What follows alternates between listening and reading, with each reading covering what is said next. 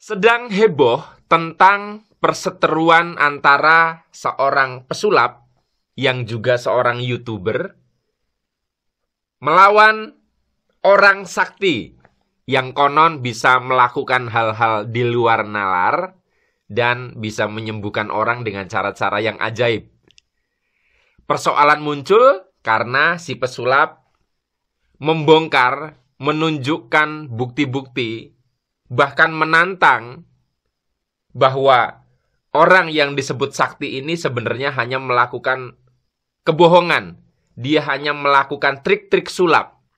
Dan ini menimbulkan reaksi konfrontasi antara keduanya. Pertanyaannya, sebetulnya apakah yang dilakukan pesulap atau magician ini benar dalam perspektif ilmu bawah sadar? Apakah yang dilakukan oleh orang sakti ini juga benar? Kita akan bahas mendalam dalam perspektif tinjauan ilmu bawah sadar pada video ini. Selamat menyaksikan. Biasanya manusia itu seperti ini, gitu ya. Sebaik-baiknya orang ada potensi jahat dalam dirinya yang belum terstimulasi. Sejahat-jahatnya orang ada kebaikan di dalam dirinya. Yang ini kalau kita sentuh terus ini membesar.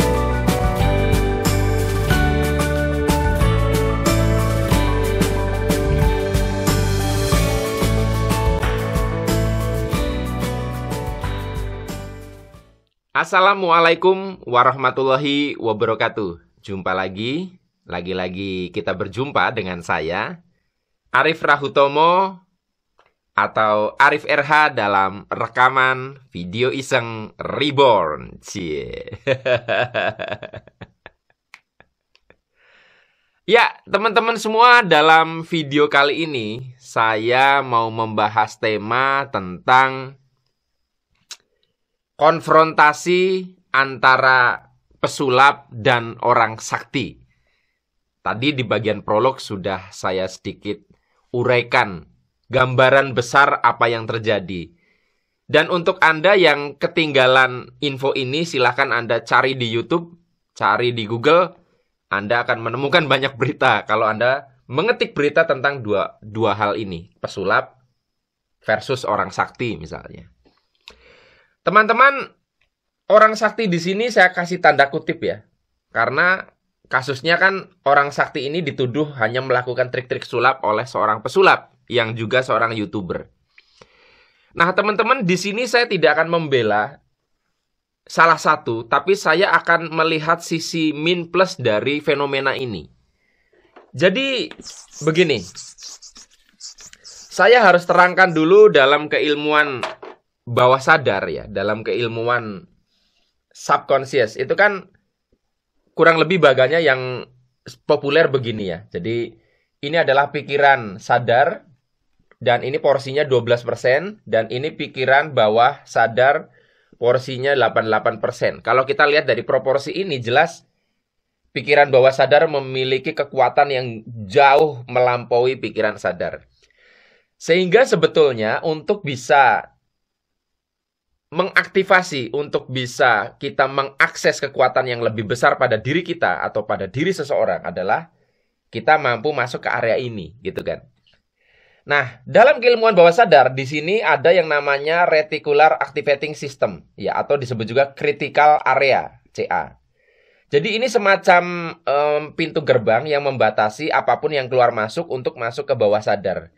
Jadi untuk memasukkan informasi ke pikiran bawah sadar itu harus bisa menembus critical area ini. Jadi dia kayak gerbang buka tutup.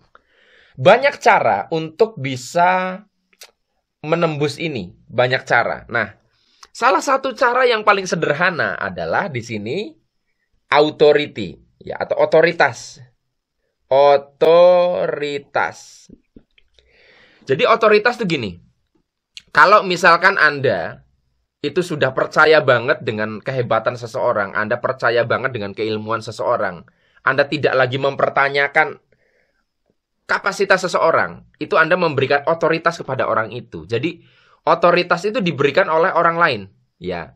Jadi Anda kalau percaya sama saya, tidak mempertanyakan apa yang saya sampaikan, Anda memberikan otoritas kepada saya. Dan ini menyebabkan saya bisa menginput sesuatu ke bawah sadar Anda. Atau mungkin melakukan modifikasi untuk menyembuhkan dan sebagainya. Nah, hadirnya otoritas ini sebabnya macam-macam. Bisa karena diakui keilmuannya, bisa diakui kehebatannya, diakui misalkan jejak akademisnya, diakui karena misalnya kesaktiannya. Nah, jadi dalam kasus orang sakti dalam tanda kutip tadi yang saya bahas adalah dia memiliki otoritas yang diakui oleh kelompoknya, juga orang-orang yang minta bantuan sama dia sehingga dia bisa melakukan penyembuhan dan sebagainya. Karena orang-orang memberikan otoritas kepada dia. Jadi selama otoritas itu ada, dia punya kekuatan. Nah, kita tidak bicara orang itu betulan sakti atau tidak ya, nanti ya kita bicarakan itu setelah ini. Jadi kalau dari posisi ini sebetulnya orang tersebut memiliki otoritas. Nah, kemudian di sisi lain pesulap tadi juga memiliki otoritas karena dia dianggap cukup mumpuni dalam ilmu sulap. Sehingga makanya subscriber dia pun banyak di YouTube. Nah, dua orang yang punya otoritas di sini sedang berkonfrontasi. Sekarang yang jadi bahasan saya di mana sebetulnya? Kan yang jadi persoalan bagi si pesulap adalah bagi si pesulap dia menantang si orang sakti ini untuk menunjukkan kehebatan dia, misalkan bisa melakukan hal-hal yang di luar nalar, dan si pesulap akan menunjukkan bahwa itu sebenarnya hanya trik sulap. Nah, di sini trik sulap ya, dengan mungkin bahan kimia tertentu, dengan peralatan tertentu yang sudah disetting gitu, sehingga terjadi hal itu. Nah, teman-teman, tujuan dari si pesulap adalah mengungkap kebenaran. Nah, repotnya kebenaran ini akan menghancurkan otoritas yang dimiliki oleh orang sakti itu, yang akhirnya akan membuat dia kehilangan kemampuan untuk mengintervensi bawah sadar orang. Nah, di sini saya melihat yang dilakukan oleh si pesulap ini ada sisi nggak bagusnya, dalam artian gini ya, saya tidak katakan salah atau tidak.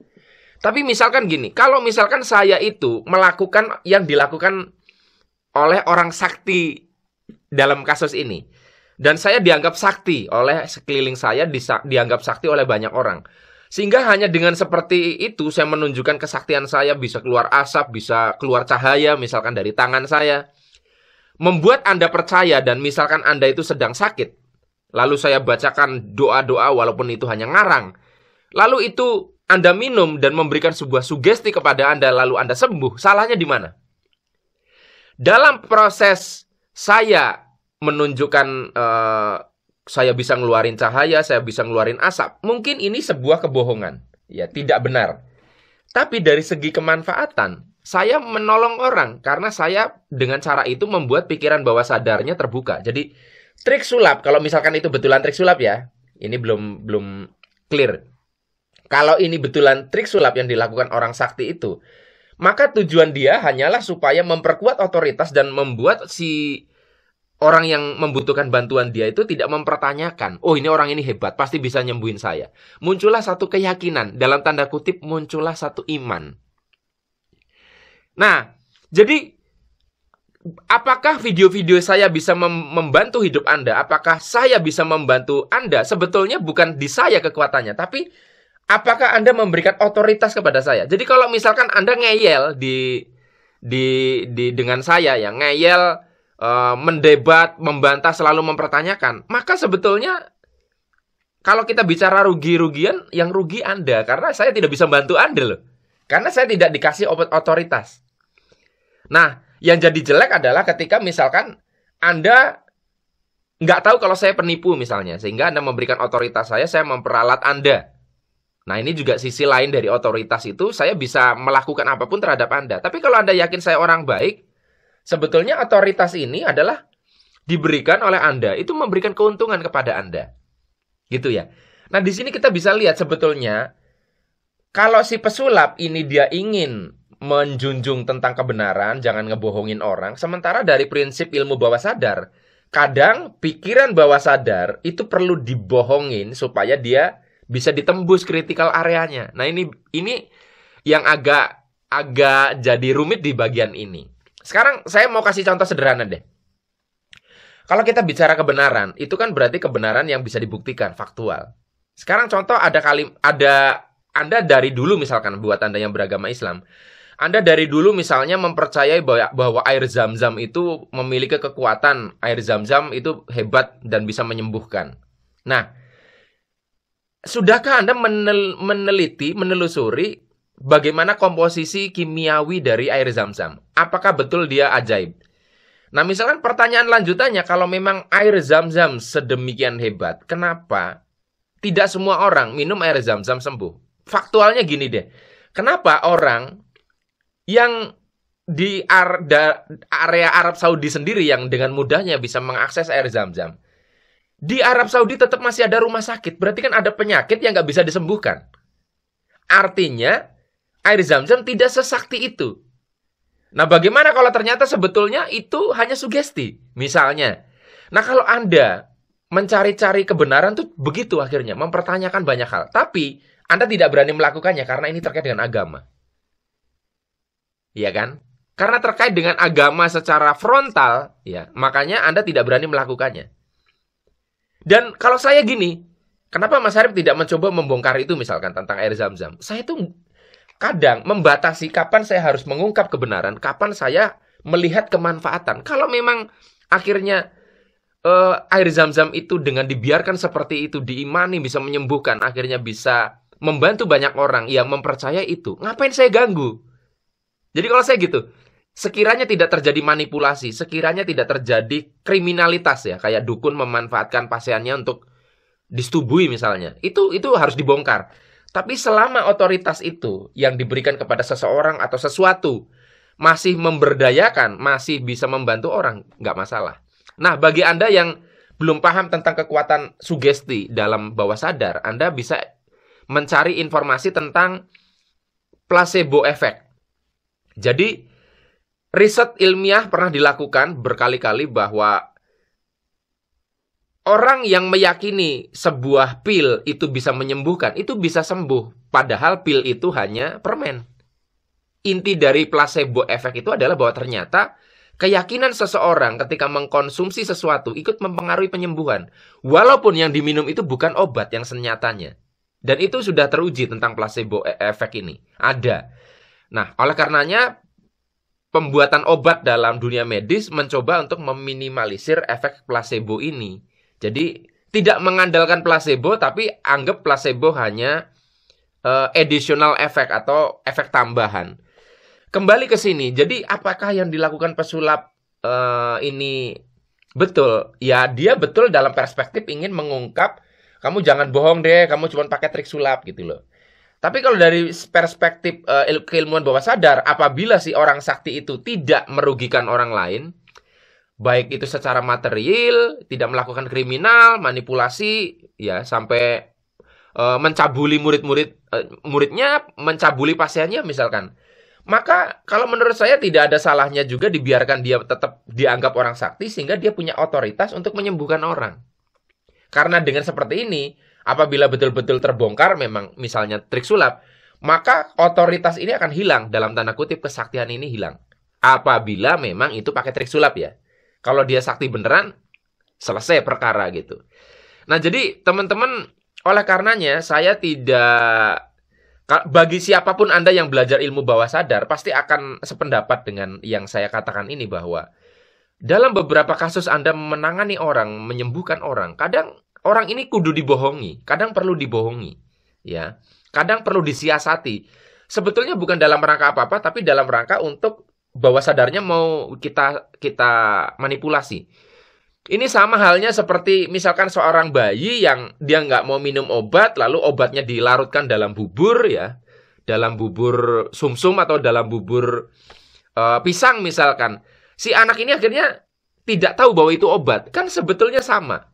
Dan dia percaya sama ibunya, ada otoritas di situ, ada trik di situ. Persis seperti ini. Jadi masalahnya di mana? Masalahnya adalah Beda tujuan. Satu tentang kebenaran, satu tentang kemanfaatan. Nah, tapi saya belum menelusuri apakah ada unsur kriminalitas yang dilakukan oleh orang sakti tersebut atau memanfaatkan klien dan pendukungnya itu secara brutal. Saya tidak tahu itu. Bisa ditambahkan di komen kalau Anda tahu sesuatu. Tapi yang jelas dari perspektif ilmu bawah sadar, nasihatnya begini, selama itu memberdayakan, selama itu memberikan kemanfaatan, maka hal-hal yang berupa trik, hal-hal yang berupa strategi, hal-hal yang berupa siasat, walaupun itu semi-semi kebohongan, tidak usah diungkap dalam tujuan kebenaran. Hanya ini yang bisa saya bagikan dalam kesempatan kali ini. Sampai ketemu lagi dalam rekaman video Iseng Reborn yang selanjutnya saya akhiri. Billahi taufik wal hidayah. Wassalamualaikum warahmatullahi wabarakatuh. See you.